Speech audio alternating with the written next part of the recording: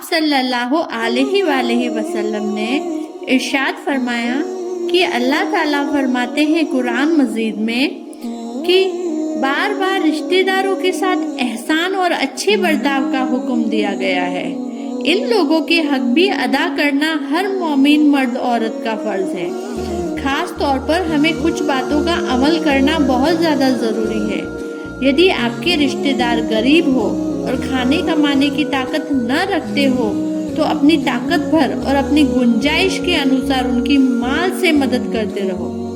کبھی کبھی اپنے رشتہ داروں کے یہاں آتے جاتے بھی رہو، ان کی خوشی اور غم میں ہمیشہ شریک رہو۔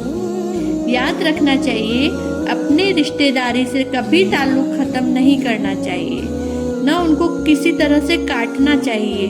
یہ ہمارے پیارے آقا نے فرمایا، اپنی رشتہ داریوں سے تعلق ختم کرنے والا جنت میں داخل نہیں ہوگا۔ لیکن ہمیں یہ بھی دھیان رکھنا چاہیے کہ کوئی رشتہ دار اللہ تعالیٰ کی نافرمانی کرتا ہے تو وہ اسلام سے خارج ہو جاتا ہے، کیونکہ اللہ تعالیٰ کی نافرمانی کرنا یعنی کفر کرنا کہلاتا ہے۔ یدی رشتہ دار کی طرف سے کوئی تکلیف بھی پہنچ جائے تو اس پر صبر کرنا چاہیے اور پھر اس سے میل جول اور تعلق کو برابر رکھنا چاہیے۔ یہ بہت بڑے ثواب کا کام ہے۔ زندگی میں چھوٹی چھوٹی غلطیاں ہر کسی سے ہوتی رہتی ہے تو ہمیں درگزر کرنا چاہیے۔ حدیث شریف میں ہے کہ جو تم سے اچھے تعلق رکھے ان سے ملو اور جلو، ایک دوسروں کو معاف کرو۔ جو تمہارے ساتھ بد سلوکی کرے تو تمہارا فرض بنتا ہے کہ ان کے ساتھ نیک سلوک کرو۔ یہ ہمارا فرض ہے، رشتہ داری اس طریقے سے نبھانا چاہیے۔ ایک حدیث میں یہ بھی ہے کہ رشتہ دار کے ساتھ اچھا سلوک کرنے سے آدمی اپنے گھر والوں کا پریہ بن جاتا ہے اور اس کی مالداری بھی بڑھ جاتی ہے، اس کی عمر میں بھی برکت ہوتی ہے۔ تو ان حدیثوں سے ہم کو یہ سبق ملتا ہے کہ رشتہ داری کے ساتھ نیک سلوک کرنے کا کتنا بڑا اجر و ثواب ہے اور دنیا و آخرت میں تو کتنے فائدے ہیں، اور رشتہ داروں کے ساتھ برے سلوک اور ان کے رشتہ کاٹنے کا کتنا سخت گناہ ہے اور دونوں جہانوں میں اس کا کتنا خطرناک نقصان ہے۔ اس لیے ہر مومن مرد عورت کو چاہیے کہ اپنے رشتہ داروں کے حقوق کو ادا کرے، ان کے ساتھ اچھا برتاؤ کرنے کا خاص دھیان رکھے۔ یاد رکھے کہ شرطوں میں احکام و عمل کرنا ہی مومن کے لیے اور دونوں جہانوں کی کامیابی کا سامان ہے۔ شرطوں کو چھوڑ کر کبھی بھی مومن دونوں جہان میں کامیاب نہیں ہو سکتا۔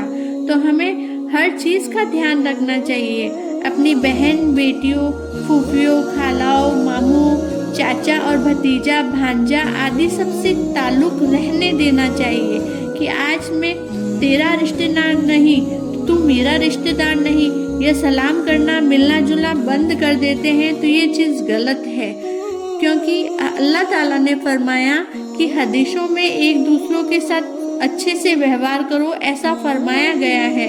لوگ غلط کام کرنے سے توبہ کرے اور اپنے رشتہ داری میں سدھار لانے کی کوشش کرے۔ اگر کوئی انسان سچ مچ میں نافرمان ہے اور اللہ تعالیٰ کی ہر آیت کا انکار کرتا ہے تو ایسے رشتہ دار سے دوریاں بنا لینی چاہیے، کیونکہ وہ اللہ تعالیٰ کی نافرمانی کرے گا تو ضرور مومن بندے کو تکلیف بھی پہنچائے گا۔ اب اللہ تعالیٰ نے پڑوسیوں کے حق کے بارے میں بھی کہلوایا ہے۔ اللہ تعالیٰ نے قرآن مجید میں پیارے رسول صلی اللہ علیہ وآلہ وسلم سے یہ ارشاد فرمایا ہے کہ حدیثوں میں پڑوسیوں سے بھی کچھ حق مقرر فرمائے ہیں جن کو ادا کرنا ہر مومن مرد عورت کے لیے بہت انیواریہ ہے۔ قرآن مجید میں فرمایا ہے، قریب اور دور کے پڑوسی کے ساتھ نیک سلوک اور اچھا برتاؤ کرو۔ اور حدیث شریف میں آیا ہے، پیارے نبی آپ صلی اللہ علیہ وآلہ وسلم نے ارشاد فرمایا ہے، حضرت جبرائیل علیہ السلام مجھ کو ہمیشہ پڑوسیوں کے حقوق کے بارے میں حکم دیتے رہے، یہاں تک کہ مجھے یہ خیال ہونے لگا کہ شاید جلد ہی پڑوسی کو میں کہیں اپنا وارث نہ ٹھہرا دوں۔ اپنے پڑوسیوں کے لیے بہت ساری باتوں کا دھیان رکھنا بھی ضروری ہے۔ اپنے پڑوسی کے دکھ سکھ کا ہمیشہ دھیان رکھنا چاہیے، اس کی ضرورت کے وقت اس کو مدد کرتے رہنا چاہیے، اپنے پڑوسیوں کی دیکھ بھال اور ان کی بھلائی میں ہمیشہ لگے رہنا چاہیے۔ कुछ हदिया या कुछ तोहफे देकर या कुछ लेन देन देकर भी आपस में रिश्ते को मजबूत बनाना चाहिए, ताकि पड़ोसी की खबरगिरी और मदद कर सके। इसलिए अल्लाह ताला ने पड़ोसी के हक में और रिश्तेदारों के हक में बहुत अच्छी बातें लिखी है। हम इन पर अमल करेंगे तो हमारी हर चीज़ अल्लाह ताला को बहुत खुशी हासिल करवाएगी।